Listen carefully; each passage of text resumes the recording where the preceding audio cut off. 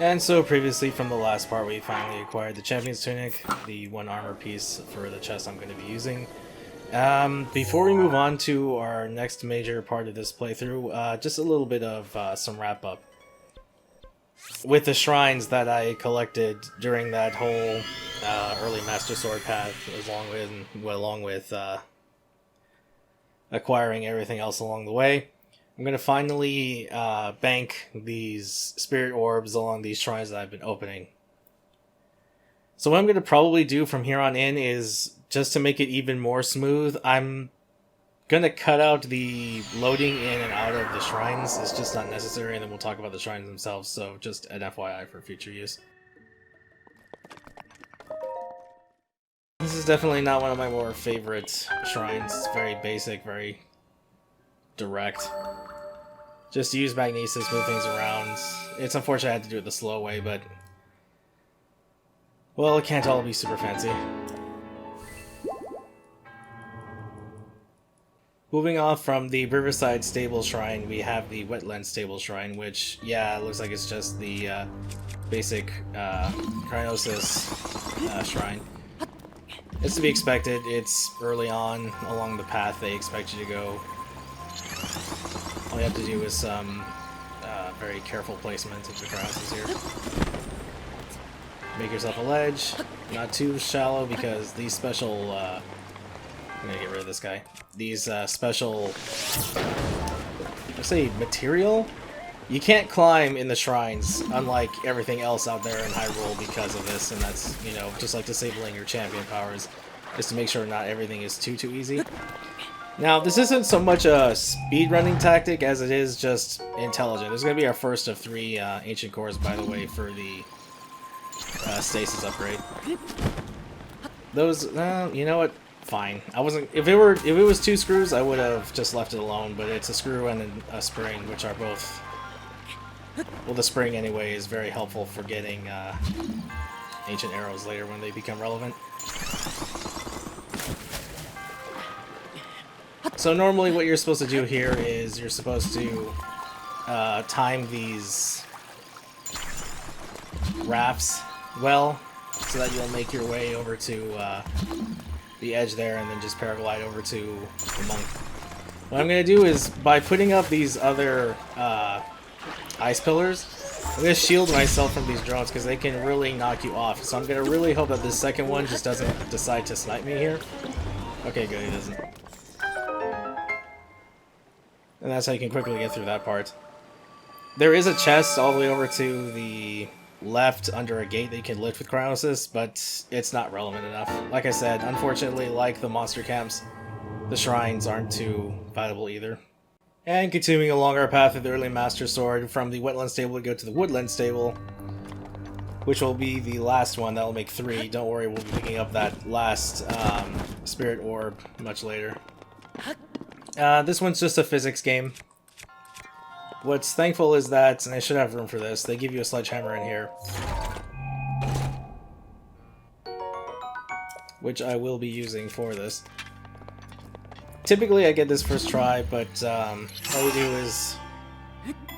I believe 5 should be enough, and that angle should be alright. Yep.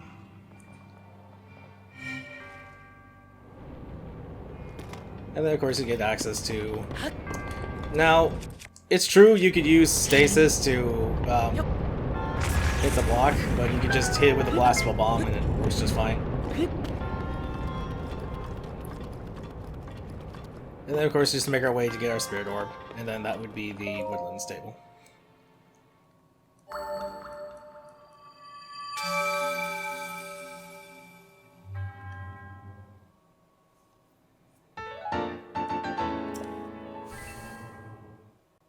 And wrapping this up, we're coming back yet again to the Kakariko Shrine once more. Now, unfortunately, it's raining right now, but it had been as I was going through the 3 shrines.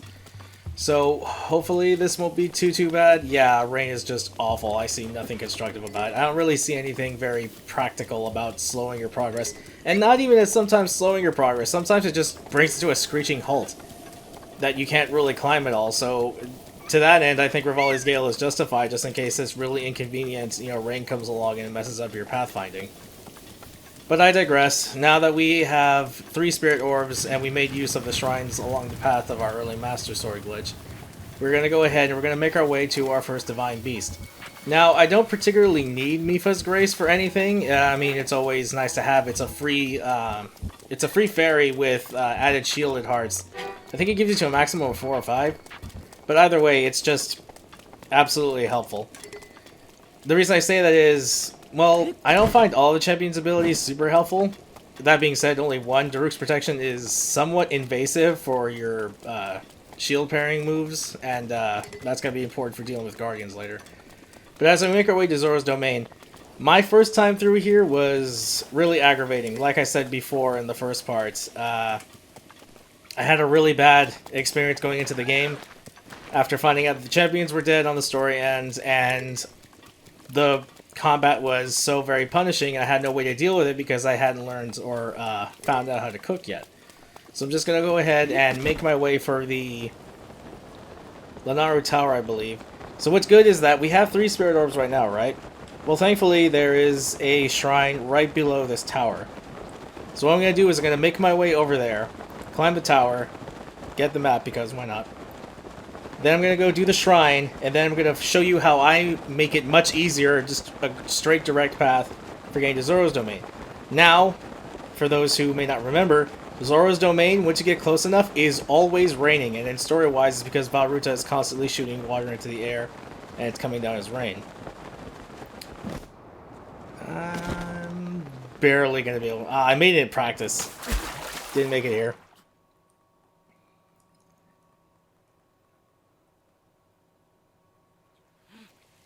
I wonder if I went off the ledge a little too early. That was probably it. So I'll go ahead and I'll skip to the part where this works out, and then we'll go ahead and exact that plaque from there.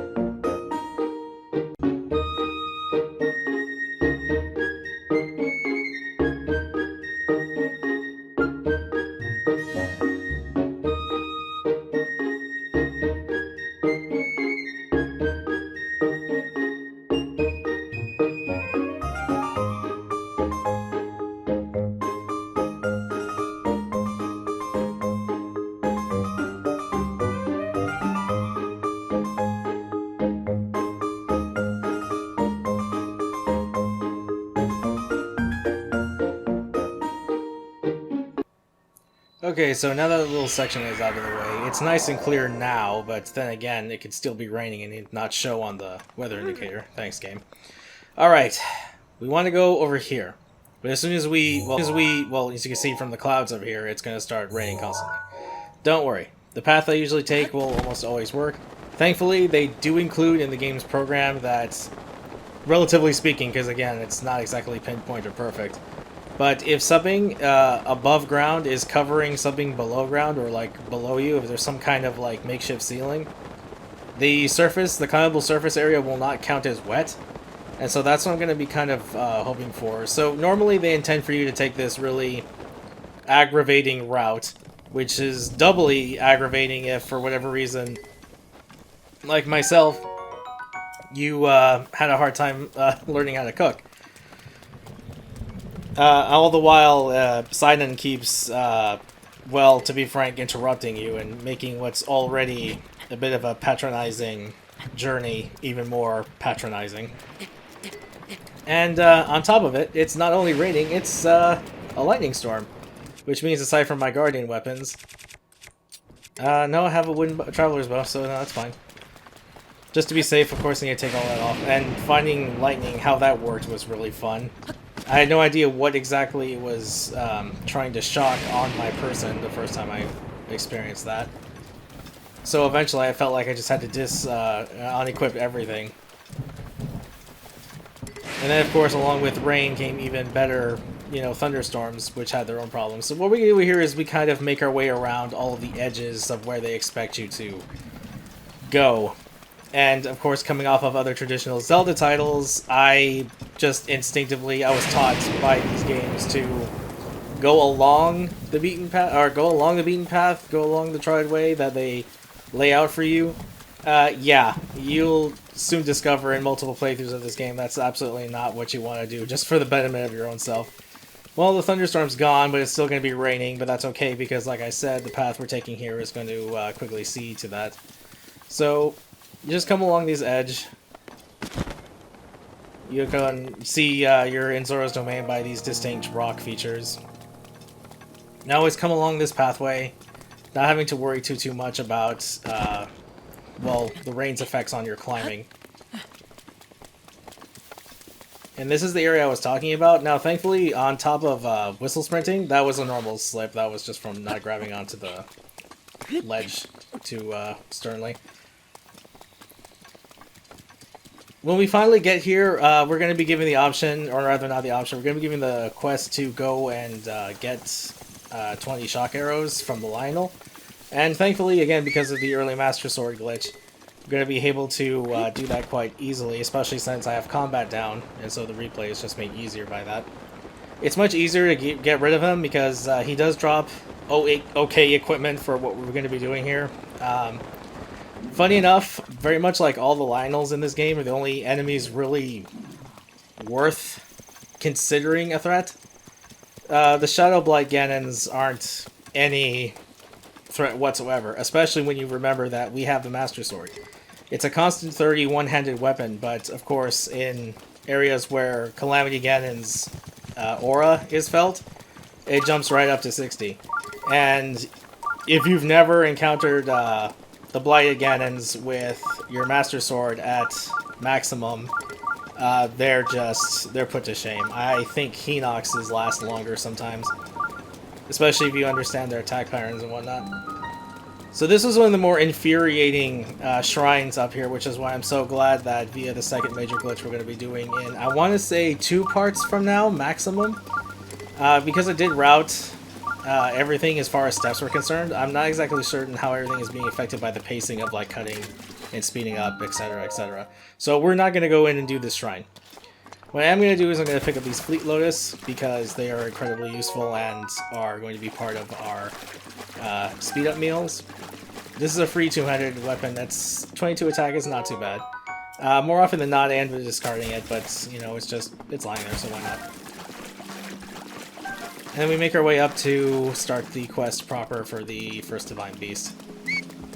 For some of you who did not know, you can actually get a steady supply of diamonds from your Luminous Stones here, and we're going to be doing that a little bit. Because, believe it or not, of all the champion's weapons, one is actually kind of worth your time. And quite ironically, everything is just so mismatched here. It's from the one champion that nobody really cares for, with good reason. By the way, if you skipped over Sidon using this method, he's going to meet you here. He's not going to know who you are, so that's where you get that little cutscene from. Story-wise, I guess we could talk about appearance and portrayal here. I actually think this is one of the better appearances of the Zora in the Legend of Zelda universe.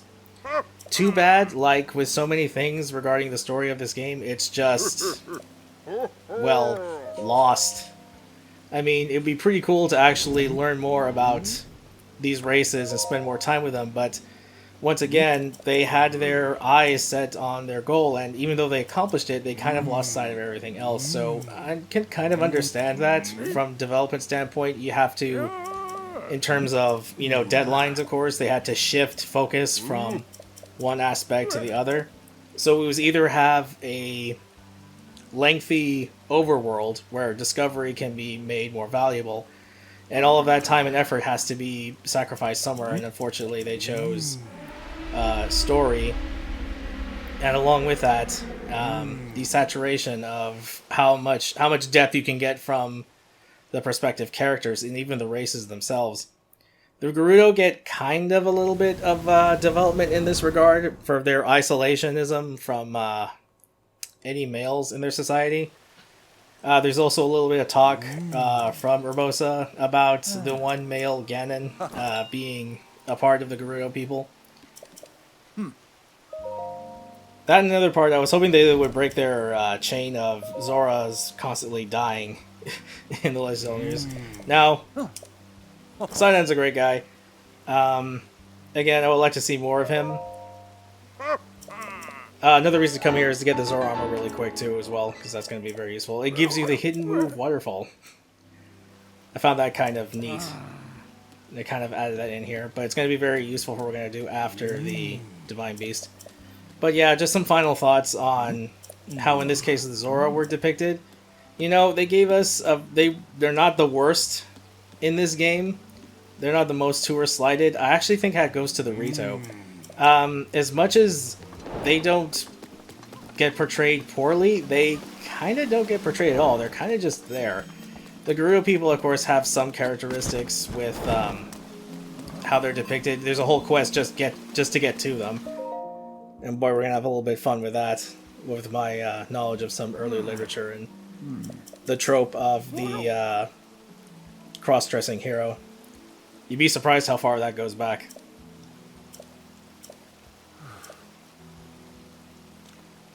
So yeah, the Rito aren't very well presented in that they're not very strongly represented at all, and it doesn't help that their champion is a total jerk. Mipha, I felt really sad to know that such a kind heart was, her life was cut too short as well. I first wanted to meet Daruk, because, well, he's a Goron and Gorons are awesome.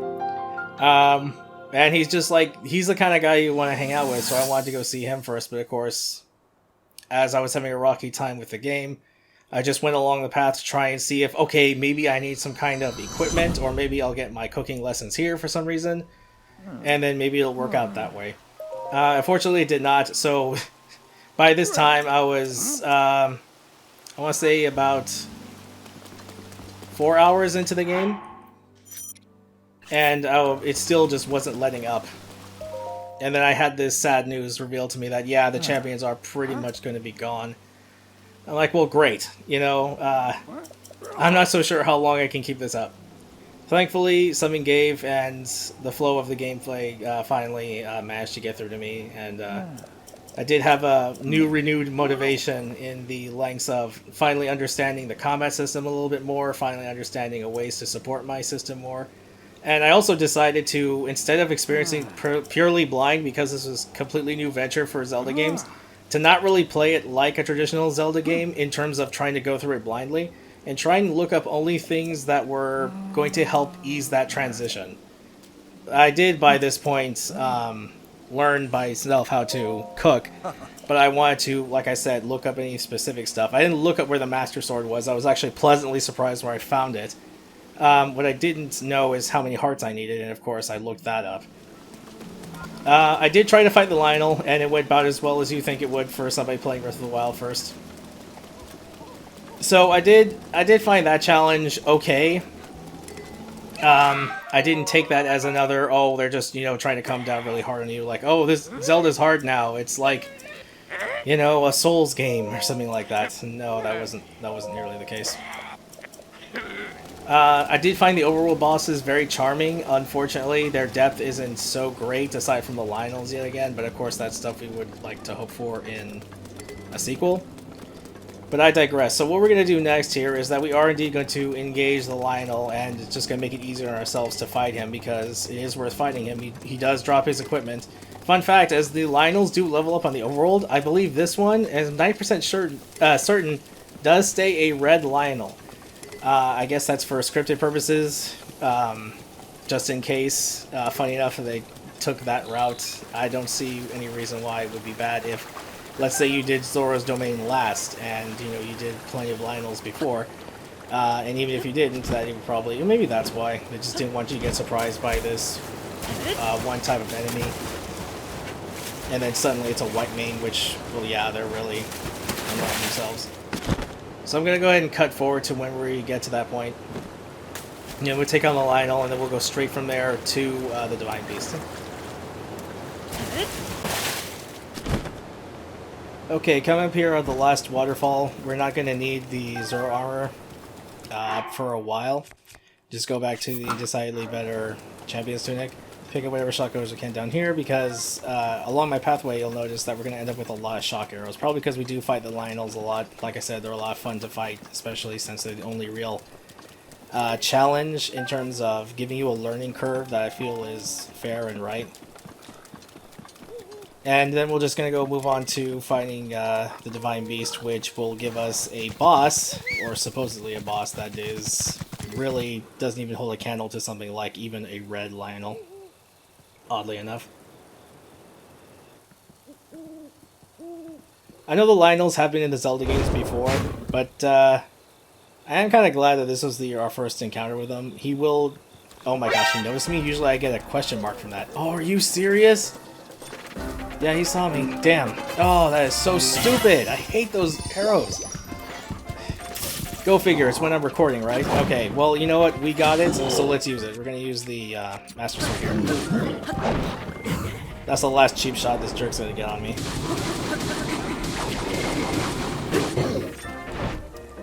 So, yeah, the big draw for me was, I know a lot of people will hear in reviews, is like, well, people play Zelda games for different reasons. This is absolutely true.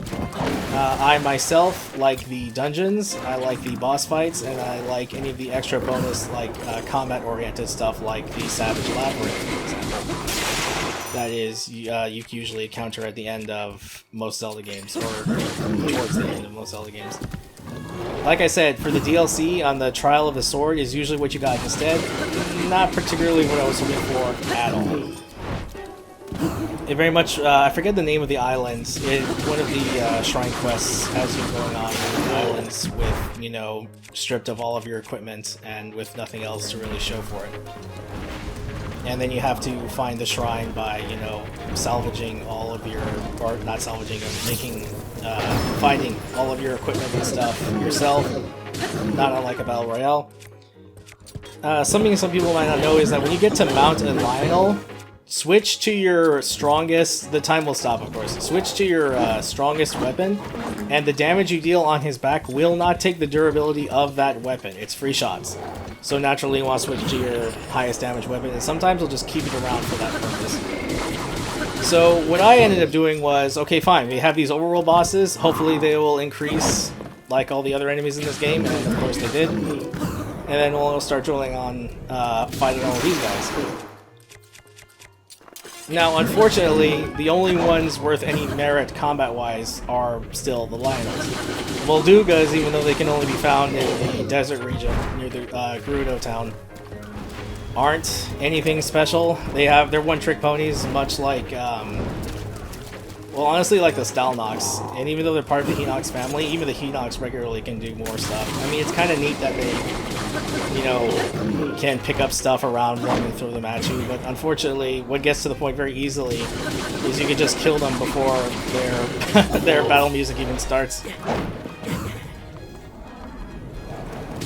so this is why I picked up the Silver Longsword, and he will die in like 2 minutes. Oh, sorry. One more before we rush. And there's a red one. Of course, that's why I start recording. He decides to just see me really quick. Usually, I just move over to the side and we go ahead and see a bunch of shock arrows. Usually get a question mark from him and he just comes over to the rock, and what I like to do is just sneak around him and get a free mount. That's probably why I went through most of my weapons. Usually I don't even get to the Silver Longsword, but of course, this time I did. Alright, apologies for that. I'm going to be removing the phone from my recording area when I do that in the future. So now we have, we're supposed to need 20 shock arrows, right? Yeah, we have plenty. But it would be a waste to not pick these up. I mean, they're free. So I'll cut there, and I'll see you guys when we talk to Sidon to enter Vah-Ruta proper.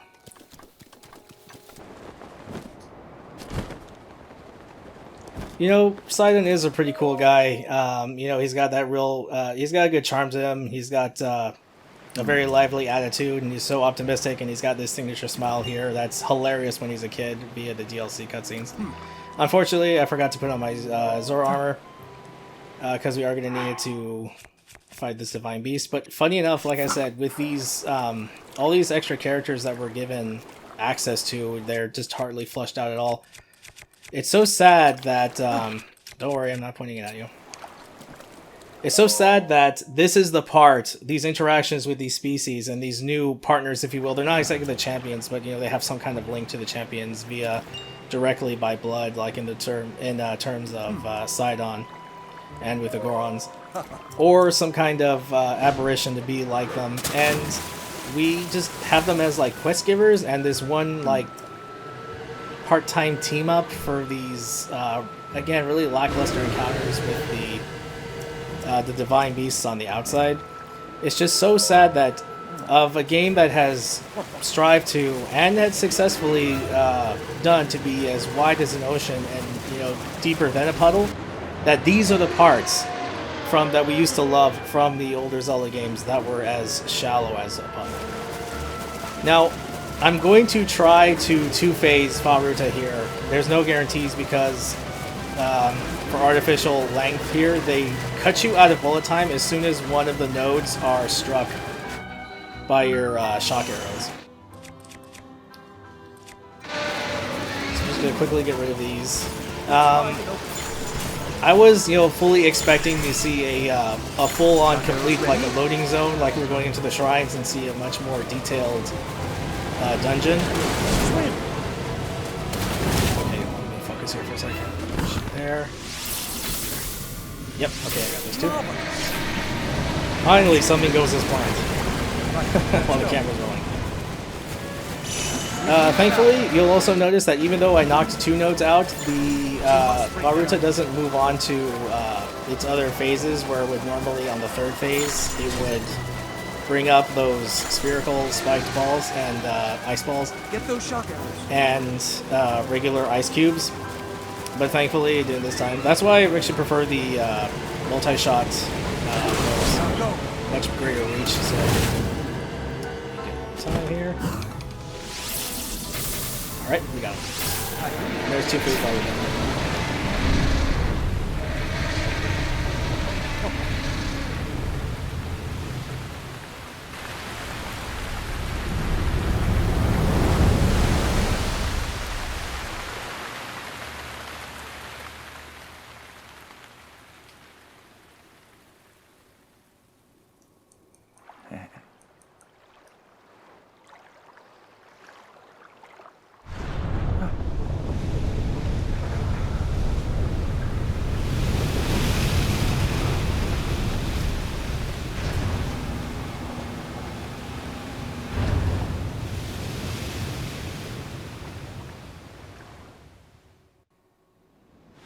Okay, our first Divine Beast, much by design, is very simple, which is why we're doing this so early on to get our first heart container. Or rather, to get a container, period, without having to worry about gathering and doing 4 more shrines. I suppose I can take this time to talk about what I feel about voice acting in Legend of Zelda. Now, contrary to more popular belief, or I guess this is more of a 50-50 if I'm being general, or being fair. Because I've seen those who disapprove and those who approve, and I would like to say that I'm in the approve department. The voice direction wasn't bad at all. I mean, I know some people dislike Zelda's British accent, but, you know, it's just more of a stereotypical thing, and it's not so bad, and I know the voice actress definitely seems like she's trying. Mipha's is great. Rivali's is unfortunately great. Daruk's is a little much, but Urbosa's is perfect. Link's is the same as always. I think we've always been using the same voice clips for a while now. The one thing I don't like is how the champions are just like counting down with you and how many of these terminals have been taken down. It's just, if they were going to take the time to spend on these voice actors, not to be for that. These could have easily been non-spoken, unspoken text boxes. Now, what I did expect was, you know, forget a loading screen like with the shrines, and they would have, you know, our typical, much bigger, much larger Zelda dungeon. And I'm of the volition that these are barely mini dungeons. I was actually rather tempted to just speed up over this. In the future, I may very well, with just some very slight commentary or post-commentary over it. Good. And there is just a flow that you generally get. I'm going to be taking the one that's, you know, least traveled and much easier to get through and do as you activate these parts. What I did find interesting was, and genuinely good, was how they had engineered these mini dungeons to be very highly interactive, in that, yeah, what you see is what you get. It's to scale. And that in and of itself is a necessary first step. So, how should I say this? While I'm disappointed that it wasn't the case this time around, that's another thing we could put on the list for the sequel, yeah? At the very least, make them much more, well, meaty. They're very shallow, like I said. They just come to these certain points, do a couple of very simple puzzles. I suppose another appeal is that there's more than one way to generally get around it, and yeah, there are some very interesting ways that you can, you know, get to these terminals instead of doing what the developers wanted. Excuse me. Very much so, like with most other things, dealing with Rivali's Gale, that absolutely breaks these open sometimes. Oh, he just lost. Did he? Oh, I lost another fairy. Okay, I was being a little too talkative there. Okay, now I have to wait for this one. So I lost the cycle. I have to wait for this thing to go around. Mechanics-wise, I guess they were sort of aiming for a little bit of all four to try and focus using one of your key items for these dungeons. Kryanos is being the only major one used for Varuta here. There are 3. But like I said, what was really interesting enough is that you could, you know, interact with them as well, even though they were just to scale. That you can interact with these dungeons, that their positionings would have effect. Unfortunately, some of them are too one-note. Varuta, of course, well, I know it's the first one they nudge you towards. It's supposed to be very simple. It's just the positioning of the trunk to get, you know, water flow to get to a certain point, so that's fine enough, I suppose. But again, these were not meant to be linear, so I don't know. Like I said, I'm no expert game designer, but those are my feelings on it. I would much rather have a traditional dungeon if I had to choose between the two. Then again, I do understand the necessity of experimenting and trying these things out, so here's hoping that the sequel will provide something a bit more in that regards. Much like Majora's Mask, not to say that they're lazy, because there is such a thing as proper reuse of assets. They have the general groundwork from this game for the sequel, so I do have high expectations for Breath of the Wild 2, so it really does kind of have its work cut out for it. I suppose something that is kind of neat is you get this sort of improvisation with trying to figure out how some things go. I'm pretty sure this is what's intended to get across most of these, as you'll see me do the Divine Beasts, how you're supposed to get across most of them. Vanaboris is going to be the only one I would think has the most unorthodox methodology, even with use of Rivali's Gale. Did I get the Master Sword back? No, not yet. It has been 10 minutes, so... There we go. So while I was talking with that last Guardian, I must have been too slow on one of my swings. Okay, even though we're not going to need it, I prefer getting it for safety reasons, as there's a shortcut back up here. We have 2 more to go. The one on the trunk is... Sorry, 3 more to go. No, 2 more to go. The one on the trunk is the most awkward. So, I'm not entirely certain how you're supposed to go about doing this. I'm just going to show you how I do it and just try to use the physics a bit to get up to the top of the trunk, since that's where the terminal is in this very awkward position. Because like I said, with these special, like the special rock material that they have for the Divine Beast, you can't climb on this stuff. So if you can hope to like spam jump up to certain places, but that's obviously not going to work here. So we'll just go ahead and do something like that. So yeah, you'll also notice because of the rarity of the Divine Shafts, there are a few that are going to be in the chest of the Divine Beast. What's also kind of weird is that once you're done with the Divine Beast, you can't ever come back just to explore it. I'm not entirely certain why that is, but for all intents and purposes, there's nothing particularly major in the Divine Beasts, aside from some really helpful stuff like Ancient Shafts and Ancient Cores, which we're definitely going to be making use of. So I do this method in order to get on top of Varita's trunk. Just sort of elevate it a bit, move it down a bit, so I can get a leg up on some gravity here. And then of course you have to lift it up so that it can, I think only 4 or 5 away. I know I need 5 away for the last jump to put out the fire. Just go ahead and activate this as soon as possible. It's just all a lot of very odd interactions with how much was left up to the player and how much was, you know, just the player trying to get around the weird physics that they've been given. So yeah, these, the Divine Beasts, you know, they're barely mini dungeons. Look how fast this has been going while I've been talking. I mean, it's nothing particularly bad, but they were given the set for the main stage, and this is more of this stuff like, you know, after the fact is, you know, rather disappointing. You guys ever have that moment, especially when you have regular Joy-Cons, where one of them just like temporarily like has to reconnect and then you get that weird slipping motion like I did just now? Well, anyway. So like I said, we should hopefully have the Master Sword back by now.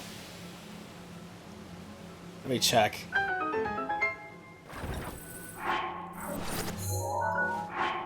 And we'll be getting it back in. Yeah, good. Just to make things easier for the boss fight, or if you can call it that. You active there should Okay, so weird choices aside, we finally get to the boss fight. Like I said, the Shadow Ganons aren't anything particularly special. I understand, again, under what must have been, you know, time constraints, that it's well enough where they're unique enough to, you know, even for my mileage, just barely make it as, you know, an understanding, like, character tweak. Each of them are distinct if you really look at them, but overall they're nothing particularly special, unfortunately. So I'm going to try and wait for a parry here. And I do not have the Master Sword just yet. We'll get in the middle of the fight, that's fine. Wow.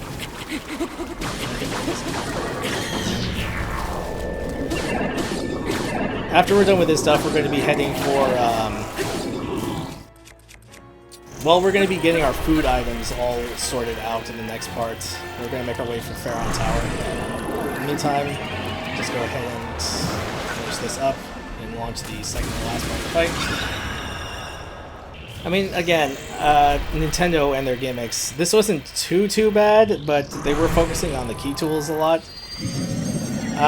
Again, I should probably mention how incredibly slow Link is for swimming and climbing initially. I understand, like, you know, giving the player, or making the player inhibited at the very beginning of the game, but this is the slowest he has ever been.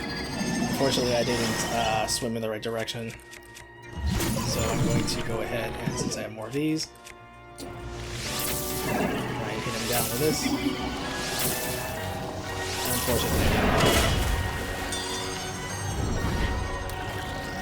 Yeah, normally what I try to do is, I got distracted by my talking again, I try to make my way to where he's about to spawn, hit him down really quick. Is he... Did the shock arrows do less damage to him? I thought it would do more. Huh, it's a little odd. All I'm really waiting for is a chance to knock him down really fast. That's unfortunate positioning right now. Oh, you can knock those down.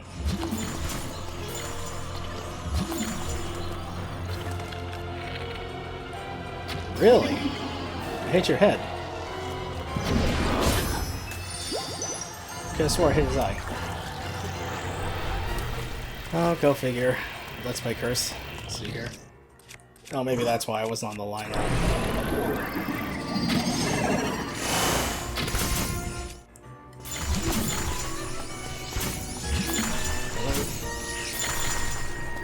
There. That's all I need to do. So it looks like I was on the wrong bow. Unfortunate. Oh, come on. That's silly. Well, it looks like we're just going to finish this up with an arrow shot. So that was a really rough water block again, and way more rough than it should have been. But he's done now.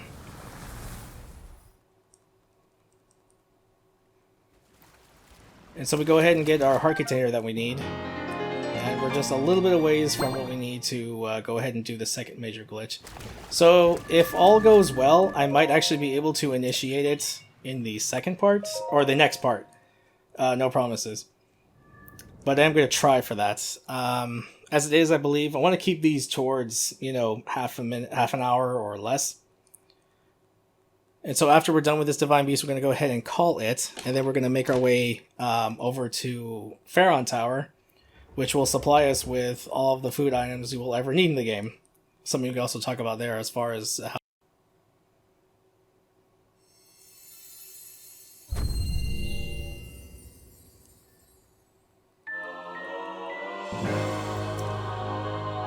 Okay, now we have Mipha's Grace, and we're just going to go ahead and... I'm not entirely certain if you do or don't have to go talk to them.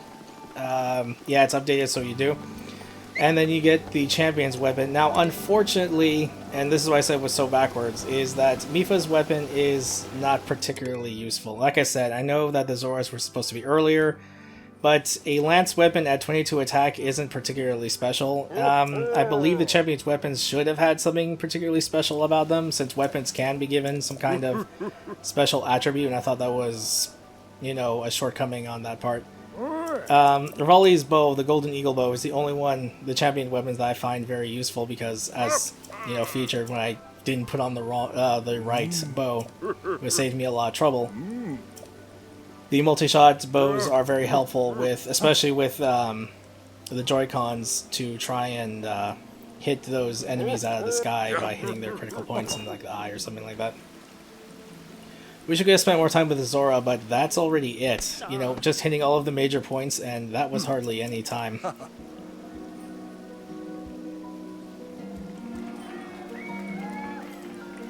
Daruk's weapon is, well, it's a good solid two-handed 60 attack power weapon, but, you know, you get those from major Guardian Axes in any major test of strength.